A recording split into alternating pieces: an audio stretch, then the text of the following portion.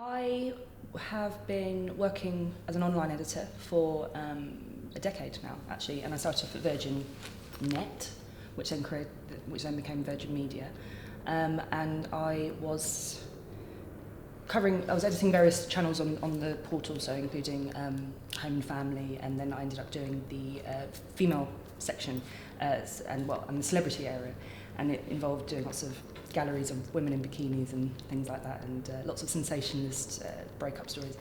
And anyway, and then I got really bored of it, and as my feminist side started to rage a bit more about the fact that I had to create all these misogynistic galleries in order to reach my targets, I was clearly quite perturbed by what I was writing about.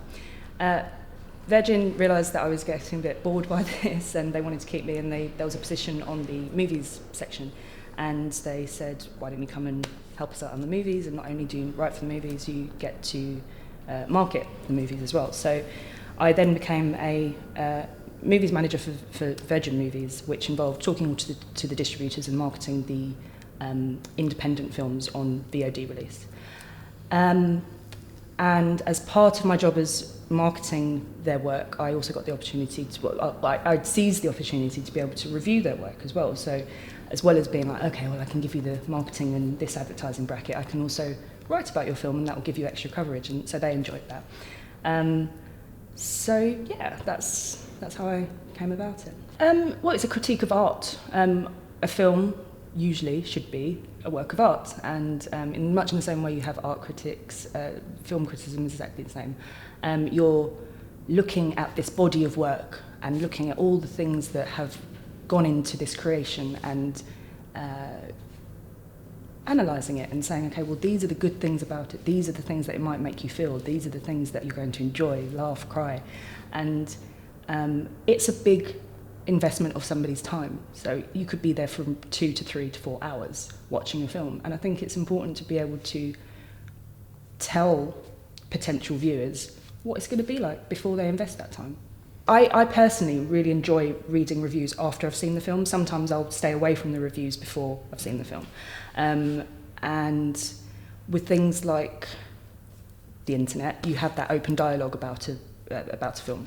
So you can then go straight onto Twitter, and that's a lot of the times what I'll do is I'll go onto Twitter straight after a press screening, for instance, search out the hashtag and see what everyone's saying.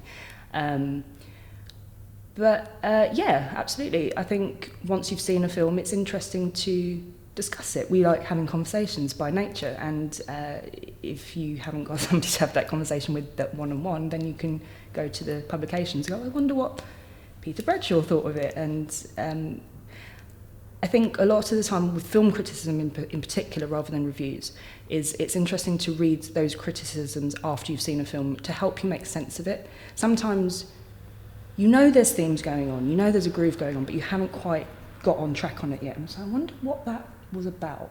And then you read the review, the criticism, and you're like, oh yes, I kind of see where he's going with that. And then you can just decide if you agree with that opinion or don't agree with that opinion. But either way, it's a further enjoyment of the film itself. A review is short. It's a very short, it would be a shorter piece to generally skim the surface of the film and say, okay, well, this person's in it, Samuel Jackson's in it, it's got some guns in it, and it's about 90 minutes long. So that's like a review, quite prescriptive of the nuts and bolts of it. Well, the surface level of it. And then a critique of it is much more under the skin of it. It's the ink of the script, it's the whir of the lens, it's the importance of what it's saying in a whole cinematic landscape and where it sits in that. And it gives, a criticism gives scope for much more of a investigation. There's an investigation process on this. And hopefully it's an ongoing dialogue as well. So again, with the internet, you can keep that conversation going, because a lot of the time things change in terms of a cultural context. So, for instance, Fruitvale Station, when that came out, we didn't have as much of a focus. I mean, there always was a focus on young black guys in the States getting shot, but then a year later it's exploded, and it opens up that conversation again for something like Fruitvale Station, which was important at the time, and now it's even more stark, and we can keep that conversation going. And again, that's the film criticism world, whereas a review is just kind of, yeah. So for instance, if I'm writing for Virgin, we're a commercial platform. We sell VOD, so you don't want to be, I try not to review things that I'm not going to be able to give a good review for, because essentially I want to be able to sell the movie, and if it's really crap, then I'm just like, do you know what, no, somebody else can do that. But then if it's for my own blog, which I used to write a lot more on my own blog, that I can say what I like, how I like, and the length I like, and that I would class as a criticism. And yeah, sometimes it's just a very short review, and just like, okay, well, 50 words, here's this is what it's about, and that's a review. But what do I class myself as? Both, I guess, both. It's funny actually. It's quite personal actually. It's the personal investigation of film for myself, because I enjoy film so much and enjoy the journey that film has taken to be created, and then looking at what that is then saying culturally. I enjoy reviewing or criticising film by looking at the director's context and the process that was applied in creating the film. So I guess on that scale, it's personal. Like, that's what I'm doing. I'm doing a personal investigation of film and personal relishing of film. I don't necessarily feel like I'm doing a service to anyone. I don't feel like I'm necessarily demanding or distracting somebody from actually watching a film. Or am I? I guess, I don't know.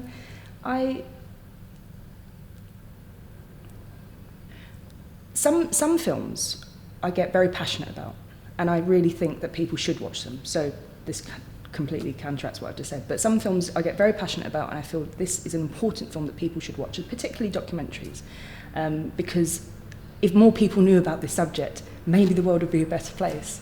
So I really go to town on the things that actually make me feel passionate about that subject, and then so I'll write about that and say, this is why, these are the points that this documentary or this film has actually covered. This is why it's important, and this is why film is important, and you should watch this. So that's, yeah, I guess, well, yeah, that is a bit of a demand, isn't it? Providing a star rating makes me anxious. It does. It makes me feel like I'm putting the full stop on something that I'm not ready to shut my mouth over, because maybe I wasn't in the correct frame of mind when I watched that film. And I've done that before. I've given a star rating, and then afterwards I've been like, what was I thinking? That film is not worth that many stars. Or, what was I thinking? That film was amazing, and this is what it was trying to say, and how dare who am I to say that this film should have only had 2 stars on it? And then a lot of it is the education of it, because I'm actually quite new to film criticism and writing about film. So the stuff that I first wrote about is by like, I just didn't understand films as much as I did now that I've had a lot more education on it and read a lot more about it. And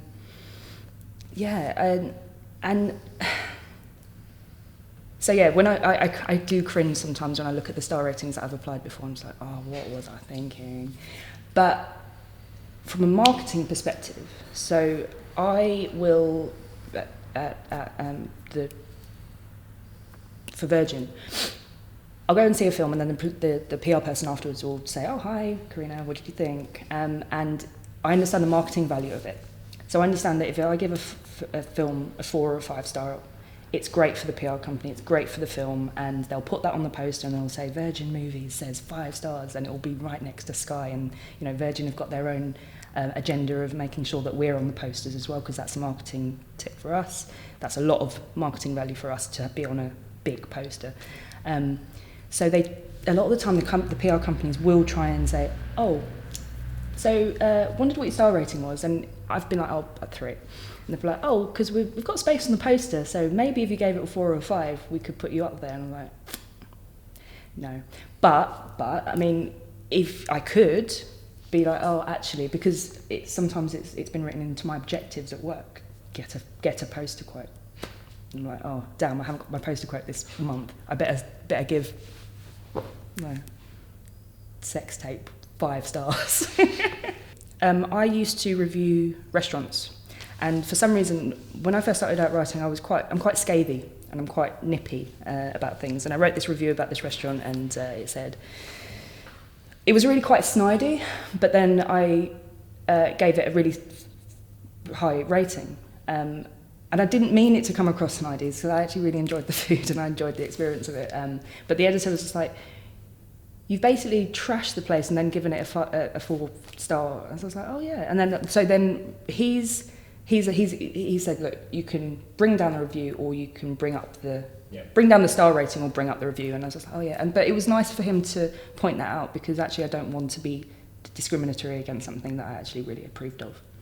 So I think there's an anxiety now when you're writing about something, knowing that somebody can comment on it immediately and tell you where to go if they don't like it. And you particularly get these, there's a lot of dialogue at the moment about females talking about feminism, and then people just get, Twitter hounding and things like that, which is just disgusting. But the way that the internet has opened that dialogue for your own to critique your own critique is definitely something that is changed for the better and the worse. I think it's good. I mean, I'm not one of those people just like, oh, I just wish we were all writing with quills still. But no, I think it ups our game. Again, because you know that your work may well be criticised immediately. You want to get it right. You want to halt as many backlashes as possible. In fact, there was something in the Telegraph yesterday about the I can't remember his name, but the guy that's in Star Wars, the young black boy that's in From Peckham. Oh, I can't remember his name. I know who you mean. Yeah. Yeah. So the writer, a female journalist from the Telegraph, and her headline was basically, he's in Star Wars. That's a long way to go from a young guy from a council estate from Peckham. But then he himself retweeted it and said, inaccurate and classist or something like that. And it got so many retweets. And I just thought that was a very interesting way of, that is the epitome of how the internet has changed the way that we respond to published work. Because not only can the person that you're writing about respond, so in this case the actor has actually said, you're wrong, then he's got all his followers and all the people that also agree with him. Like, there was thousands of people going, yeah, this is classist, how dare, like, how many times are you going to mention that he's from a council estate? Who cares? He's made it to Star Wars, let him off. So I think with incidences like that, you can't help but be, you should be careful. You should be very careful about what you write. And now we're in a place where you can be called up if you're wrong. So I think it makes you up your game. I mean, I remember when I first ever started a blog, I remember saying to myself, right, I've got to get a rhino skin now, because I may well have, I need to get a thicker skin because I may well have criticism now. And most people, just from working online in the past, I know that people are more likely to say negative things. Like, if you read something and you like it, you'll just be like, oh, that was nice. But if you read something and you hate it, you're more likely to go, I'm not enjoying this, I'm going to tell you about it. So you get that rage of people responding. Yeah. If you look at all the other published works of art, and we're talking music, people still buy vinyl. Books, people still buy books, but there are ebooks. And I personally really love the feel of going to buy a paper, sitting down and reading it. And it's just a different, it's a different enjoyment. And as well, from knowing about reading online, your attention span is a lot shorter online. So we have been told in the past, when we're doing features and when I've commissioned features as an editor, I've said to my freelancers it needs to be 400 words. But I can imagine if I was, if 400 words there physically in front of you doesn't feel like a long piece of text. But if you're online, and you're there, and the screen's glaring at you. 400 words is quite a strenuous amount of text to write. And there's that ping from your Facebook account. Exactly. You have that beauty of disenfranchising yourself from the rest of the internet, which is basically the whole world just there. You've got your emails and your Twitter accounts, and then your software updates. I guess one of the trickier things about the introduction of the vast use of the internet is everyone can be a film critic. So everyone can own a blog, and you can now set up a blog in like 5 minutes thanks to all these new websites, and all these blogging tools. But because you have so much, like basically the market is flooded with the amount of people that can write. So why would you, as I can imagine it, you've got a budget, why would you pay somebody 100 quid for a review when this guy with a blog will do it for free, essentially? So it's unfortunate, and I wish, I mean, I've said it to myself before. I've said it like, right, this is the year, like for a New Year's resolution, this is the year I'm not going to do anything for free. And then you're like, well, I need to get my name out there, and more to the point, I want to write about it. And I guess that's part of it as well. You do something for the passion of it and not the money. But we live in London, and it's expensive, and it's nice to get paid for what you do. I count myself quite lucky to be able to get paid for the stuff that I've done for Virgin, for instance. But I know that the audience is different. So we've got a big audience, but I know that respected film critics or my friends and my colleagues aren't actually reading Virgin movies for a good insight into what's happening in the movie world. But there will be fantastic blogs that we know that are all around for next to nothing that people are reading. And if I was writing for them but not getting paid, I would actually work harder, because I know that the eyes that I respect are reading them, and I've done that in the past before. I've written for blogs which I know that are very worthy and very particular in who they pick, and I was like, I want this to be good. One of the first things I remember doing when I first started going to press screenings was taking a quick look around to see who else was there. So I would enter the screening room, and when I first started out years ago, I would just see a lot of short white guys with big thick room glasses, a lot.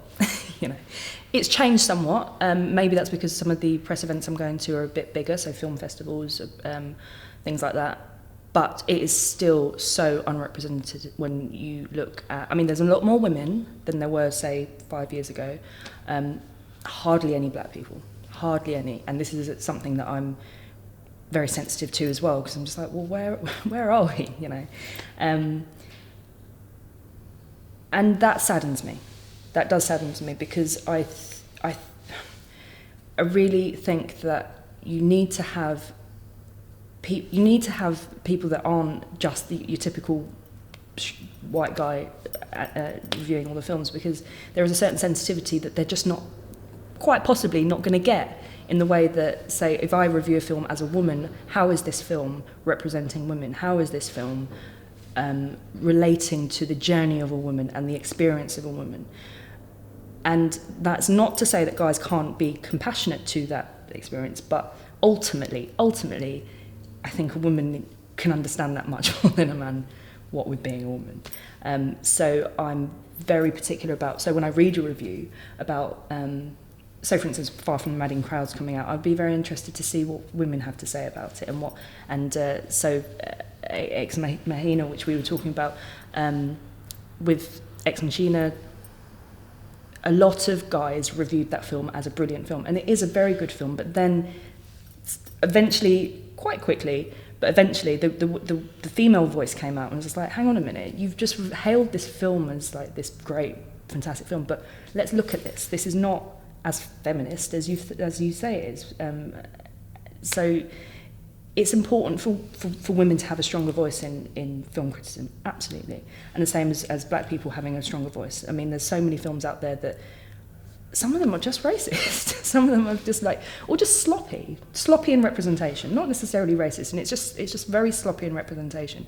And a lot of people, if you're if you have failed to check your privilege, you would have overlooked it. I think again, with the term critic, with that it's loaded with this presumption of being elitist as well, and this sort of raw job title. And I think with that you don't have... Actually, I'm not sure if I can articulate that properly without sounding like an idiot.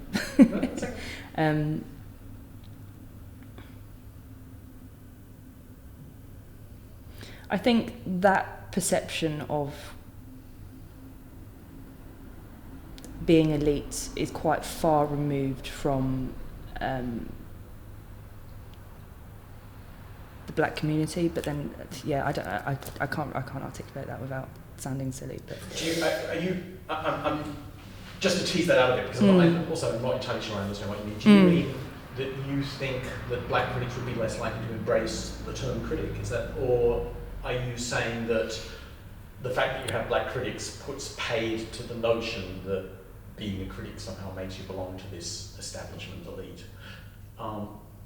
Or is that nothing really what you're saying? I'm not sure. I think.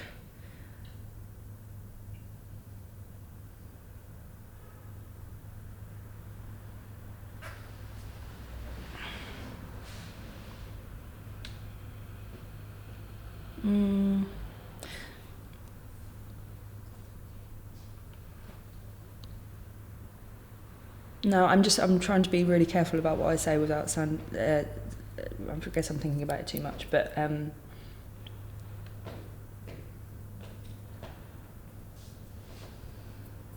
well, would you say that film criticism is impoverished through a lack of representation of different voices? Right?